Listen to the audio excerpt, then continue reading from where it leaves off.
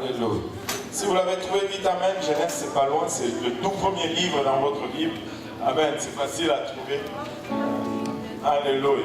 Genèse, chapitre 2, verset 7. Si vous l'avez trouvé, dites Amen. Amen. Je ne peux même pas demander si vous ne l'avez pas trouvé. Parce que vous l'avez trouvé. Amen. Et est-ce qu'on peut le lire tous ensemble à haute voix? L'Éternel Dieu forma l'homme de la poussière de la terre. Il souffla dans ses narines un souffle de vie, et l'homme devint un être vivant. Waouh! C'est ce que tu es. C'est ce que tu es. On va prier et demander l'aide de Dieu. Amen. Merci Seigneur. Papa, nous te remercions encore une fois pour ton amour, ta bonté, ta fidélité. Nous te remercions. Papa, pour ta présence que nous ressentons en ces lieux. Seigneur Jésus, alors que nous venons, Papa, devant toi pour entendre de ta part, nous réalisons combien nous sommes inadéquats, Seigneur, pour parler de ta part, et recevoir de ta part, Seigneur. Les choses spirituelles sont folie pour nous, les hommes naturels. Sans ton aide, nous ne pouvons le recevoir. Aide-moi maintenant, Papa, afin que je puisse donner cette parole sans crainte, ni faveur, ni hésitation. Aide-nous tous ensemble afin que nous puissions, Papa, recevoir cette parole et qu'elle puisse trouver une place dans nos cœurs où elle va germer, produire de fruits et que ce fruit nous conduise jusque dans la vie éternelle. Et avec action de grâce dans le cœur, nous te prions dans le nom de Jésus. Alors que nous te prions, Seigneur, de confirmer ta parole avec des signes, des prodiges et des miracles. Au nom de Jésus, nous te prions. Nous disons tous au nom de Jésus. Avant de nous asseoir, si nous pouvons juste expressément.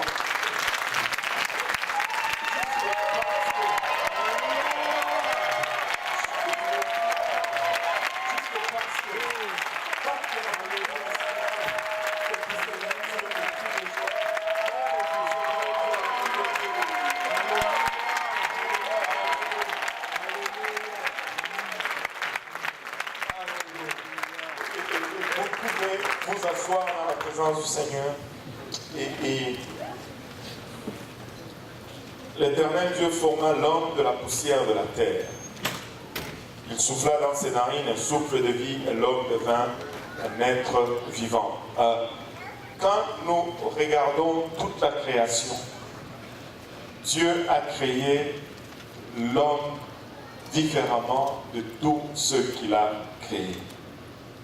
Et quand nous lisons dans ce passage, l'Éternel Dieu forma l'homme de la poussière de la terre. Ce qui a été formé, je pense que nous allons tous être d'accord que c'était la chair qui a été formée. Que tout le monde dise la chair. Et nous allons parler un peu de la chair aujourd'hui. Nous avons tous une chair. Amen. Alors, si vous êtes là, vous en avez une. Enfin, je crois. Je vois. Alléluia. Et la chair a été formée de façon spéciale. Pour créer les animaux, Dieu a juste parlé. Que la terre produise, que les eaux produisent. Mais quand est venu le temps de créer la chair humaine, littéralement, Dieu s'est penché vers la terre, il a pris la poussière, et avec ses mains, il a formé ce que nous sommes, et ainsi, il nous a préparé une chair. Et dans cette chair, il a soufflé son souffle afin que nous puissions être des êtres vivants. Mais la chair est une création merveilleuse. La chair que Dieu a créée, Dieu l'a placée au-dessus de toute sa création. Rien n'a été fait comme notre chair dans toute la création. La chair est extraordinaire. La Bible regarde la chair comme étant la plus sublime de toute la création de Dieu. Lorsque est venu le temps de faire la chair, non seulement Dieu a parlé comme il a fait pour toutes les autres créatures, mais il a agi aussi. Il y a eu de l'action de sa part. Il a étendu sa main, comme nous l'avons dit, il a pris la poussière et il a créé l'homme.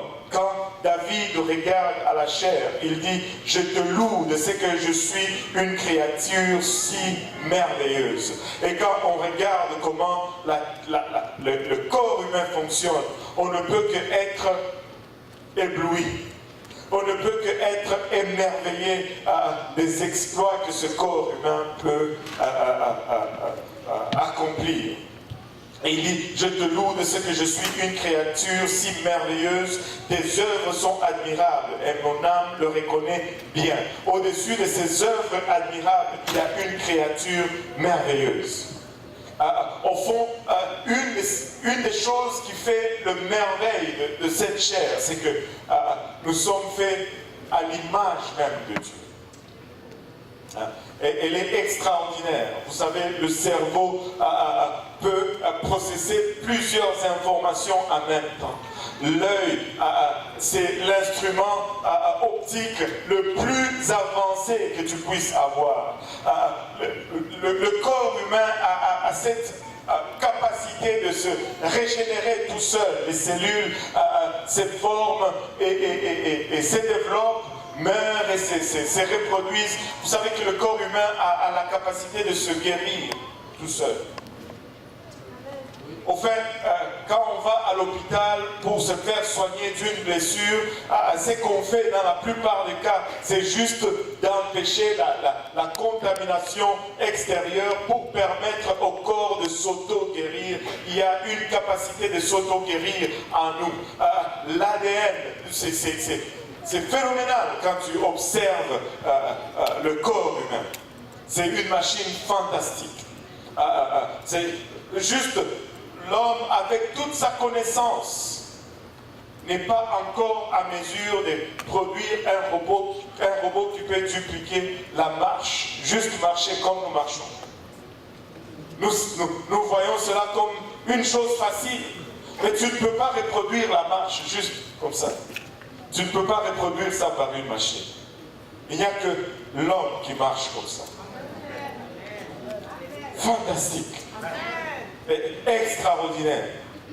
Mais comme toute autre chose que Dieu a créée, comme toute créature de Dieu, la chair humaine n'est pas exempte de l'attaque du diable. Et comme cette chair, elle est au-dessus de tout ce que Dieu a créé, au fait, elle est aussi le récipiendaire des attaques les plus vicieuses de la part de notre ennemi. Il regarde cette chair que Dieu a créée et il regarde ce merveille et il dit, si je veux atteindre Dieu, je veux vraiment gâcher la chose la plus merveilleuse qu'il a créée. Vous savez, nous pouvons regarder dans la nature aujourd'hui et voir l'empreinte de l'œuvre du diable. Tu n'as qu'à sortir et commencer à contempler les choses dans leur détail. La simple pelouse, elle ne peut pas pousser juste une belle pelouse. Il doit y avoir des mauvaises herbes qui poussent comme une marque des attaques de l'ennemi. Alléluia. La nature, des fois, elle ne peut pas réagir juste pour être à notre convenance, mais elle va aller à gauche et à droite. Regardez, nous sommes en train de sortir de l'hiver. Et quand tu vois dans le stationnement, tu vois un tas de neige. Ça, c'est un autre emprunt de l'attaque de l'ennemi sur ce que Dieu a créé. Le diable est sorti pour détruire tout ce que Dieu a fait. Et la moindre, nous pouvons regarder tout autour de nous les catastrophes naturelles. Nous pouvons voir plutôt l'empreinte de l'attaque du diable dans tout ce que Dieu a créé. Les animaux deviennent féroces et ils s'entremangent les uns les autres. Nous y voyons l'empreinte de l'attaque de l'ennemi.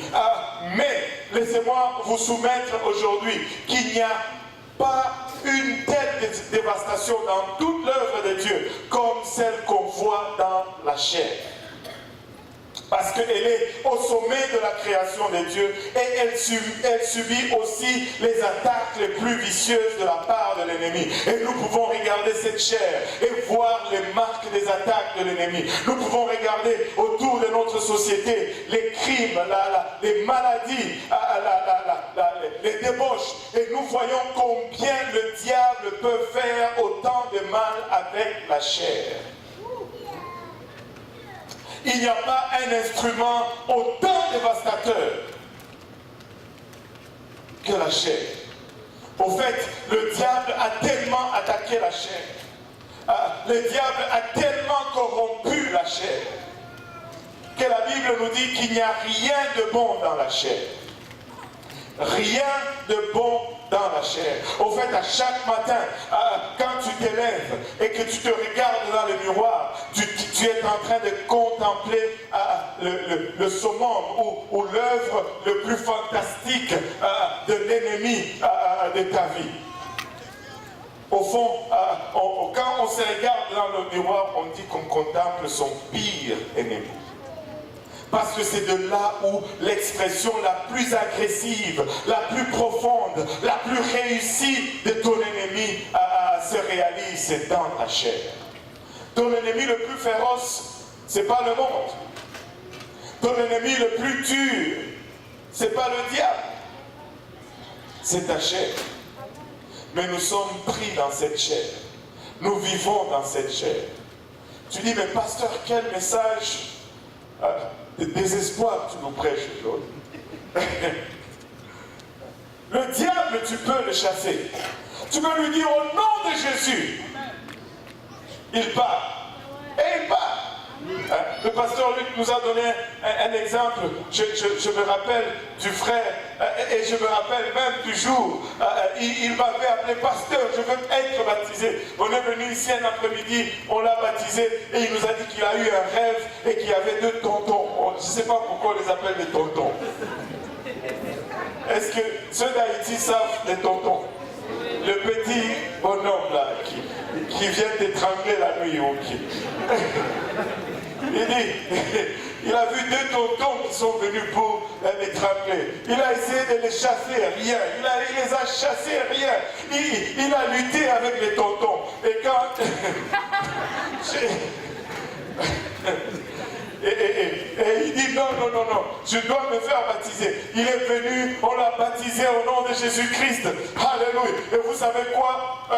La nuit suivante, les tontons sont venus.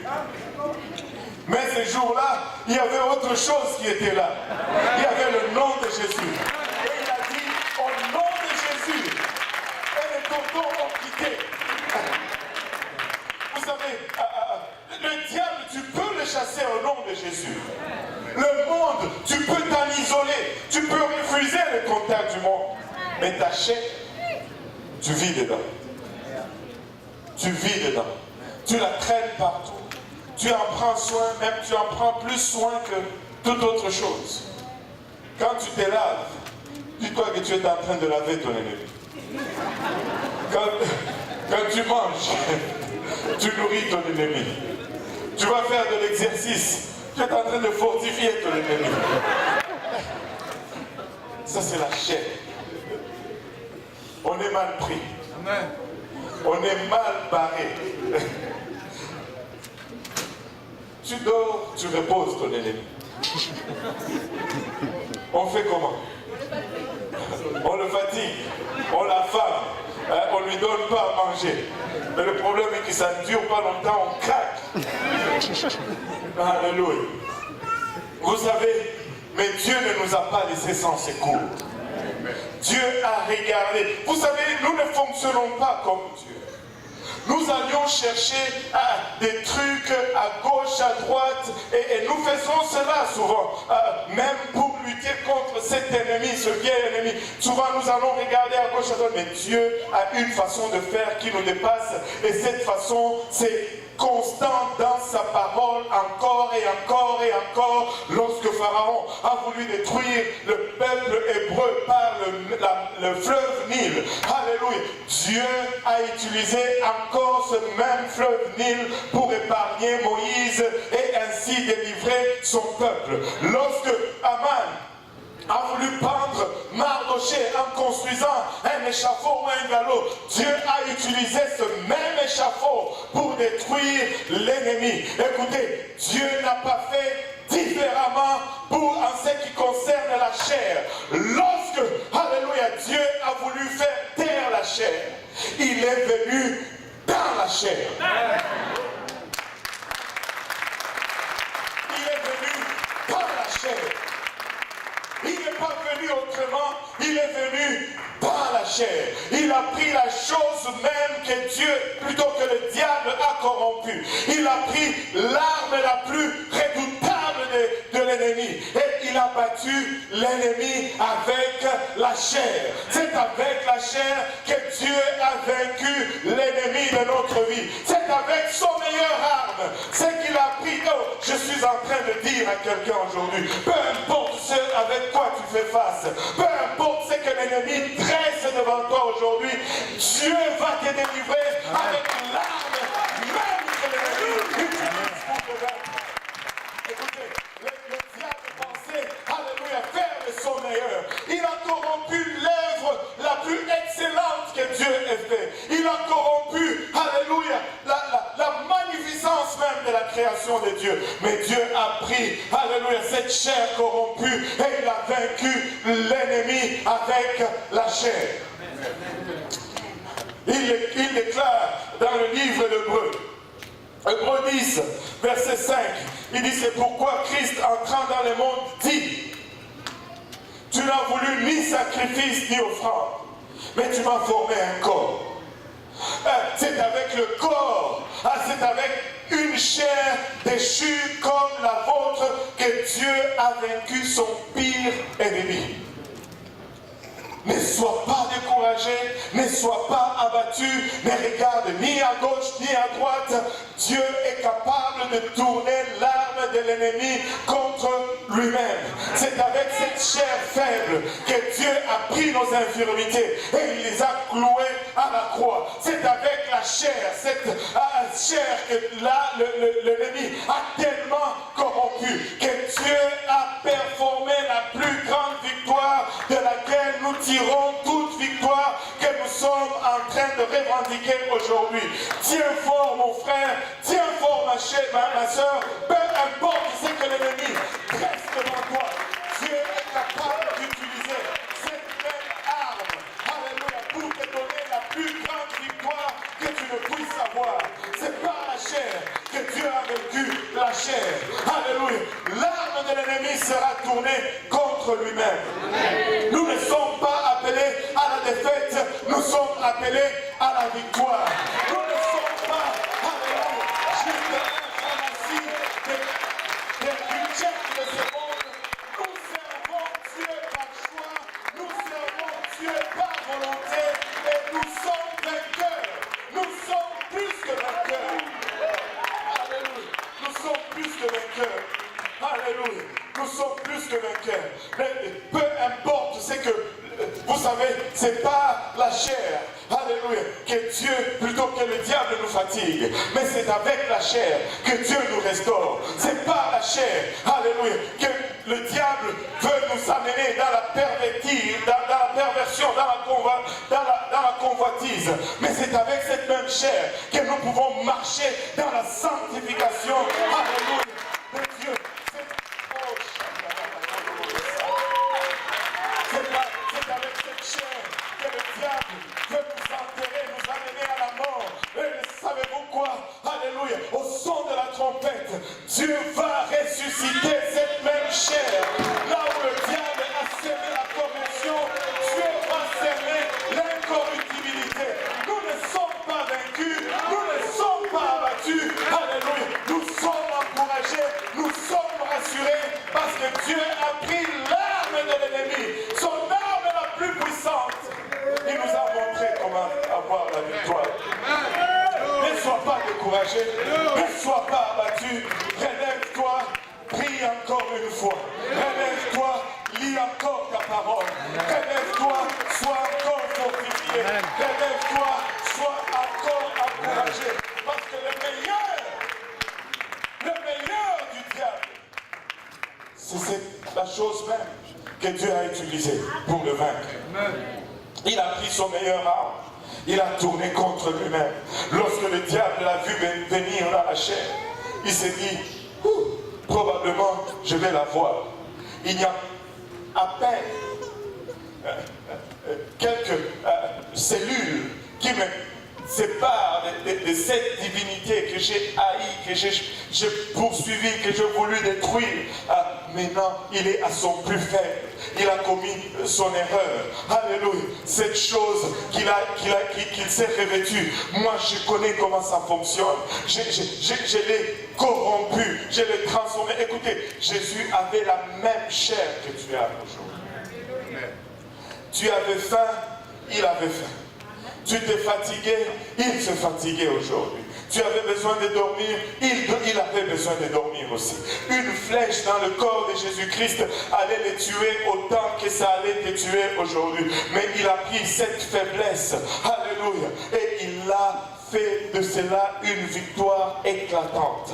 Il n'y a aucune situation dans ta vie à laquelle tu ne peux regarder et dire, Seigneur, de cette situation tellement à terre, tu peux générer une victoire qui va me propulser exactement là où tu désires que je sois. Alléluia. Je suis en train de dire à quelqu'un, tu peux regarder à toute situation dans ta vie, tu peux regarder à tout échec, alléluia, que tu comptes comme échec, et le remettre dans les mains de Dieu, et dire, Seigneur, comme tu as fait avec l'arme la plus puissante de l'ennemi, tu peux faire avec cette situation. Il est capable de transformer, alléluia, tes cendres en vêtements de victoire. Il est capable de transformer tes larmes en célébration. Il est capable. Il est capable. Il est capable.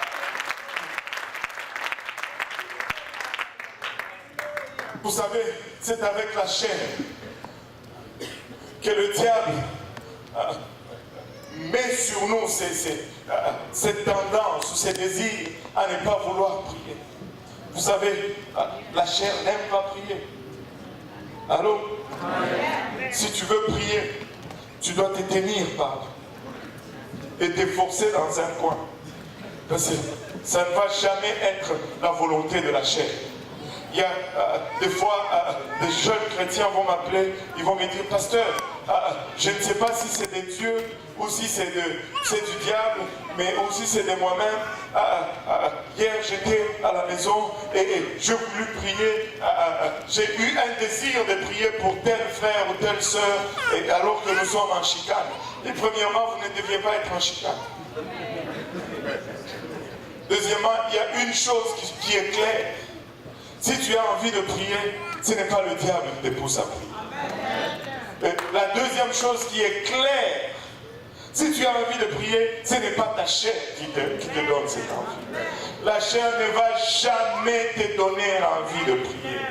Mais si tu prends cette chair et que tu la mènes dans un coin et que tu la mets sur ton genou, alléluia, tu ne peux pas décrire ce que Dieu va faire avec cette chair. C'est avec cette chair que tu vas imposer le main sur quelqu'un et le malade va être guéri. C'est avec cette chair que je suis en train de donner les oracles de Dieu aujourd'hui. C'est avec cette chair que je peux me tenir dans la brèche et m'intercéder et me faire vivre la présence de Dieu.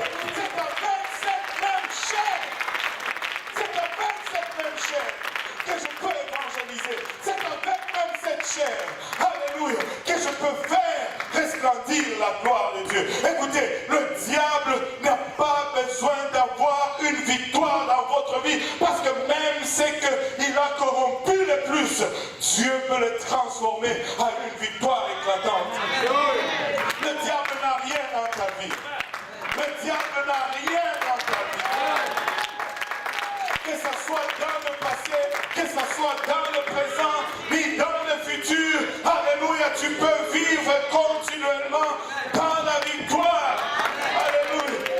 Écoutez, quand j'enseignais à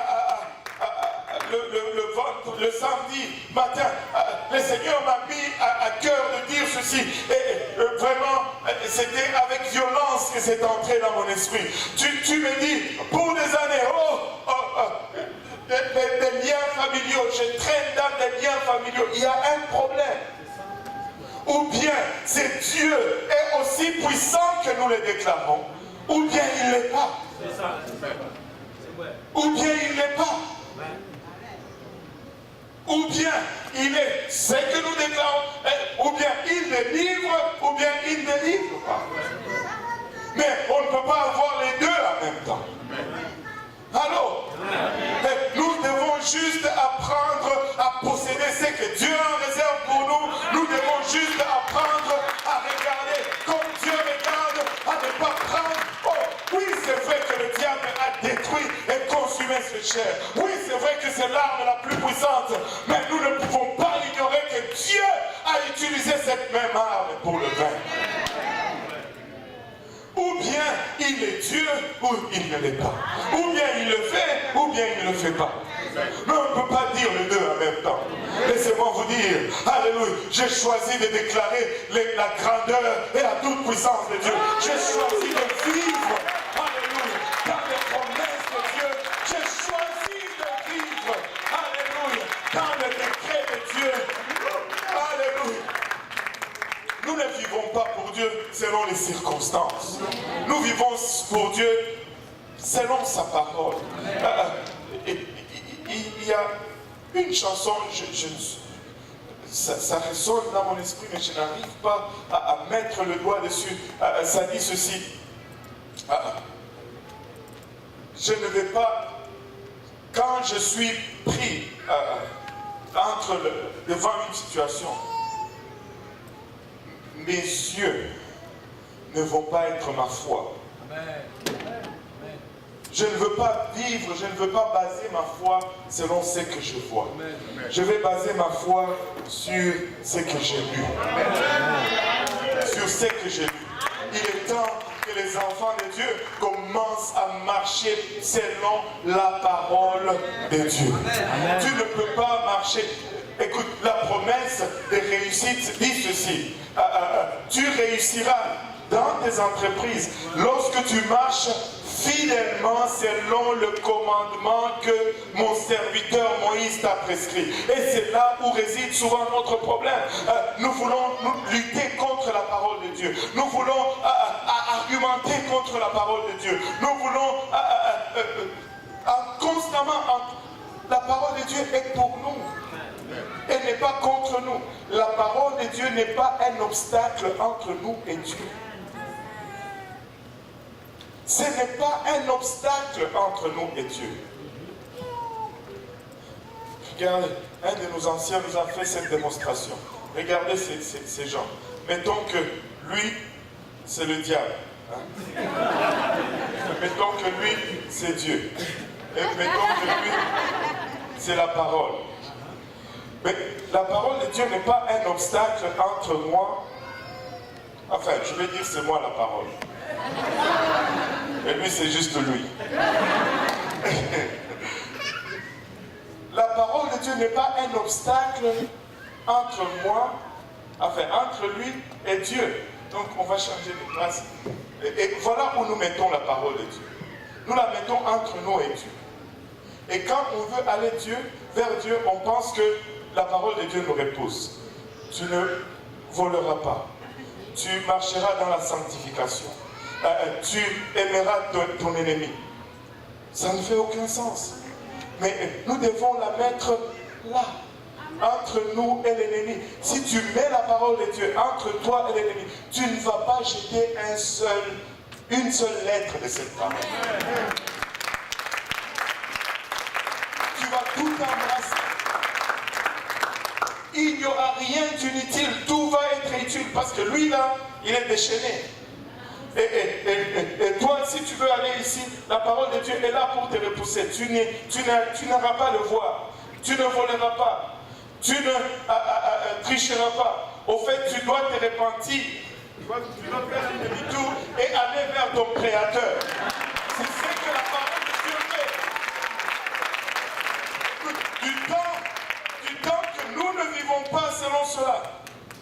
il va y avoir juste un gap entre ce qu'elle déclare et ce que nous vivons. Et là, ça commence à affecter jour après jour notre foi. Ça commence à gruger instant après instant notre foi. Mais non, Dieu a pris le top, le meilleur de l'arsenal de l'ennemi. Il l'a transformé en victoire. Au fait, il a pris son propre art. Il lui dit, tu as fait de ça la chair. Ça, c'est le meilleur que tu as. Attends. Quand moi-même je vais venir, je vais prendre cette même art. Et c'est avec ça que je vais te vaincre. Si le meilleur art a été utilisé pour vaincre l'ennemi, pourquoi avons-nous peur des autres armes? Je planifie de ressusciter avec ma chair, glorifié. Je planifie de le rencontrer avec cette même chair, glorifiée, parce que Dieu a vaincu la victoire avec la chair. Regardez, nous le lisons presque tous les jours. 1 Timothée 3,16. Et sans contredit, le mystère de la piété est grand. Ou le mystère de la sainteté est grand.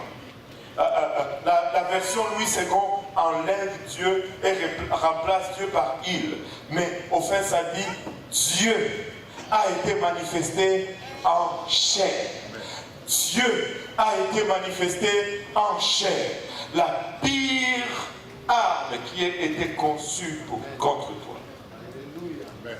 Dieu s'est manifesté comme cette arme. Et il l'utilise contre l'ennemi. Tu peux prendre cette arme et l'utiliser contre l'ennemi.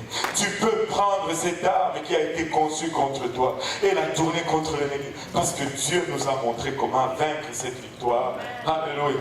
Contre notre ennemi. Vous savez, il est allé 40 jours dans le désert. Et avec l'arme de l'ennemi. Et au sortir du désert, l'ennemi vient le voir. Tu as faim. Regarde, il y a plein de pierres ici. Si tu es vraiment le Fils de Dieu, transforme les pierres en pain et mange. Il dit, il est écrit. Wow! Il voit qu'il dit qu'il est écrit. On va utiliser aussi il est écrit. Sais-tu qu'il est écrit? Qu'il ne permettra pas que ton pied heurte contre une pierre. Monte au fond, au-dessus du temple, et chez toi, on va voir. Le diable peut citer la parole. Ce n'est pas parce que quelqu'un cite une écriture que ça veut dire qu'il vient de Dieu. Si ça ne rentre pas dans le contexte du reste de la Bible, et c'est mal utilisé. Il dit, mais il est aussi écrit que tu ne tenteras pas le Seigneur ton Dieu. Il amène maintenant au-dessus d'une montagne. Il dit, regarde, toute cette richesse, ces gouvernements, ils sont à moi. Je te le donne si tu me prosternes. Regardez un peu la marche ici. Il commence par, tu as faim. Il commence et il va sur son orgueil et toutes ces tentations, mais l'objectif de toutes ces tentations, c'est d'arriver au final et la question est toujours qui est-ce que tu vas adorer?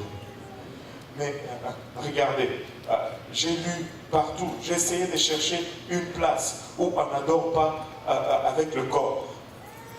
Il n'y a pas une seule adoration que tu peux faire sans ton corps.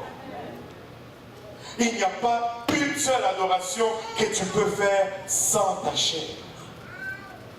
Si tu vas adorer, tu vas utiliser la chair. C'est avec la chair que les frères Nono fait doum, doum, doum.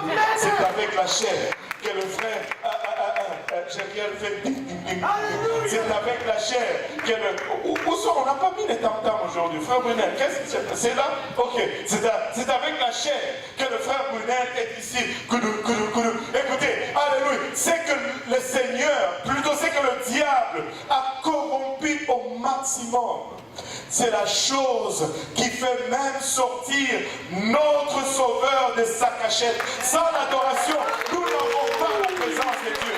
Mais regardez, nous ne pouvons pas nous permettre de venir à la maison de Dieu et ne pas utiliser notre chair pour adorer. Nous ne pouvons pas nous permettre de le laisser user de ceci pour nous voler encore de l'adoration. S'il y a un peuple qui doit adorer, c'est nous. S'il y a un peuple qui doit prier, c'est nous. S'il y a un peuple qui doit être exubérant dans son adoration, c'est nous. Parce que nous allons prendre ce que le diable a le plus corrompu pour offrir notre meilleur à notre Sauveur.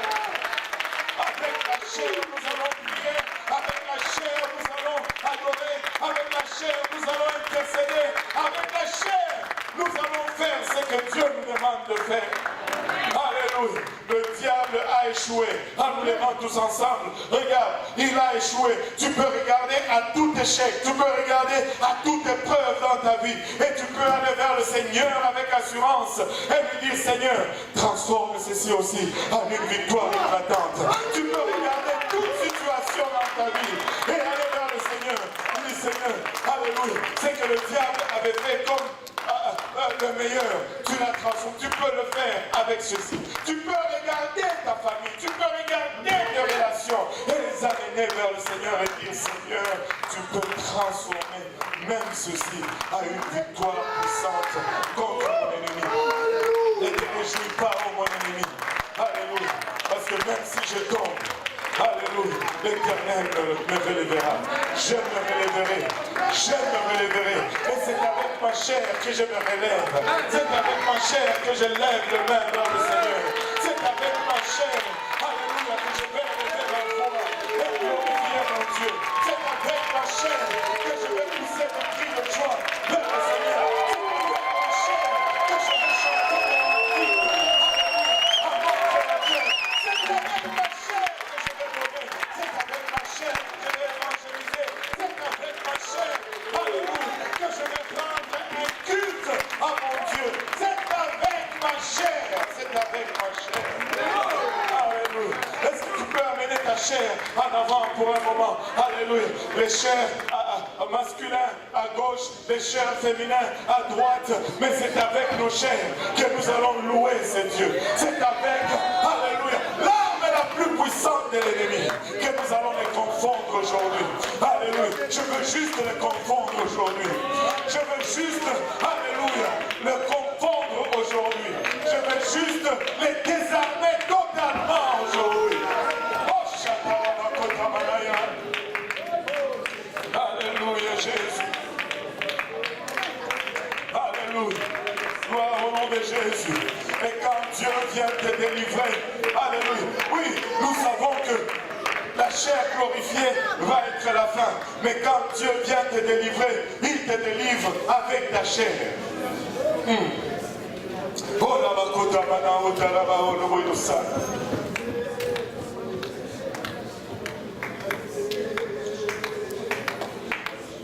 Oh la bakota mana otaraba oloboyosa. Alléluia Jésus. Alléluia Seigneur. Si nous pouvons commencer à élever nos voix vers le Seigneur. Alléluia. Le Seigneur veut nous donner une grande victoire. Tu pouvais sentir, alléluia, cette présence victorieuse dans cette maison aujourd'hui. Dieu veut nous donner la victoire sur tout ce que nous traversons comme situation. Dieu désire que nous soyons des vainqueurs aujourd'hui. Parce qu'il a pris l'arme la plus puissante de l'ennemi et il l'a transformée en victoire. C'est que l'ennemi a le plus perverti. C'est la chose même que Dieu a utilisée. Il y a de l'espoir pour toi aujourd'hui. Tu peux élever ta voix, tu peux élever ta voix. Alléluia. Avec cette partie de la chair qui est la plus corrompue, qui est la langue aujourd'hui. Tu peux l'utiliser pour élever de louanges et d'adoration vers ton Dieu.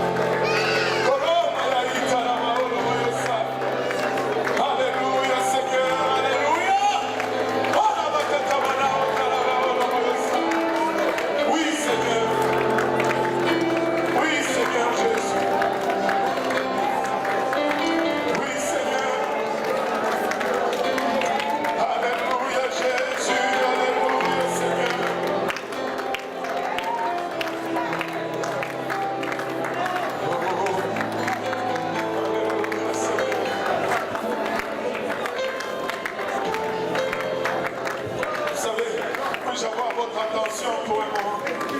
Le prédicateur a dit quelque chose qui a frappé mon esprit aujourd'hui. Et je pense que c'est en ligne aujourd'hui. Vous savez, quand le peuple d'Israël est sorti d'Égypte, Pharaon les a poursuivis pour le retourner dans l'esclavage. Il les a poursuivis jusqu'à la mer Rouge. Mais une fois qu'ils ont traversé l'eau, Pharaon n'était pas à mesure de le poursuivre de l'autre côté. Il n'y a pas un seul soldat égyptien qui a traversé la mer Rouge. Est-ce qu'ils ont eu d'autres batailles dans le désert? Oui. Est-ce qu'ils ont eu d'autres oppositions dans la terre promise? Oui. Mais il n'y a eu aucun soldat égyptien qui a traversé cette fleuve. Laisse-moi te dire, c'est faux que tu sois en Christ et que tu aies encore de lien familial. Parce qu'une fois que tu as traversé l'eau et que tu as revêtu le nom, cela ne veut pas dire qu'il n'y aura pas d'autres combats, mais ne les confonds pas avec les anciens combats. Cela ne veut pas dire qu'il y aura d'autres batailles, ne les confonds pas avec les anciennes batailles. Mais nous ne sommes pas en Égypte. Nous ne sommes pas en Égypte. Nous ne luttons pas avec les Égyptiens. Nous avons peut-être des Phérésiens, des Jébusiens, mais ce ne sont pas les Égyptiens.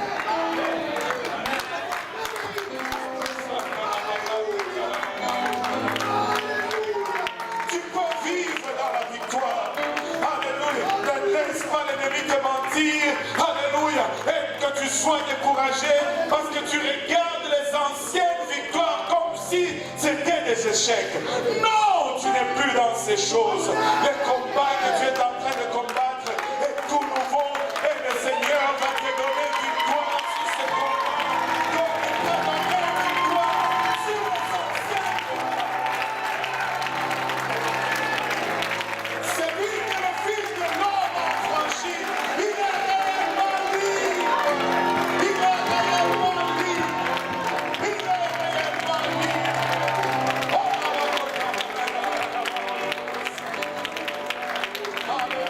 Et si tu n'as pas encore traversé la mer Rouge, tu peux la traverser aujourd'hui.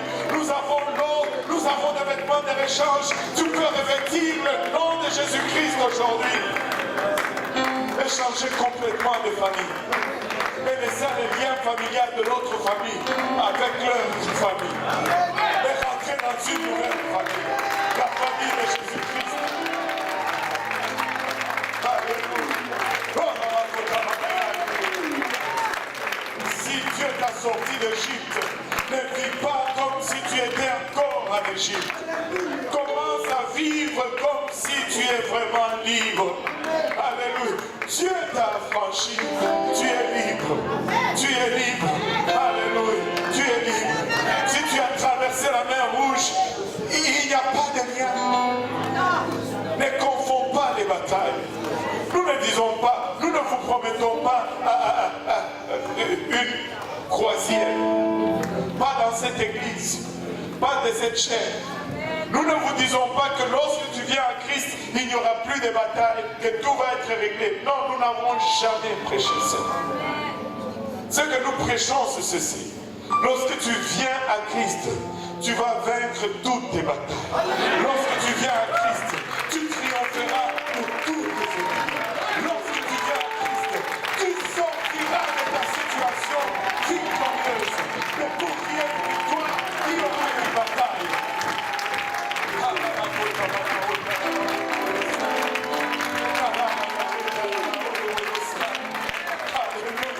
Alléluia, Jésus.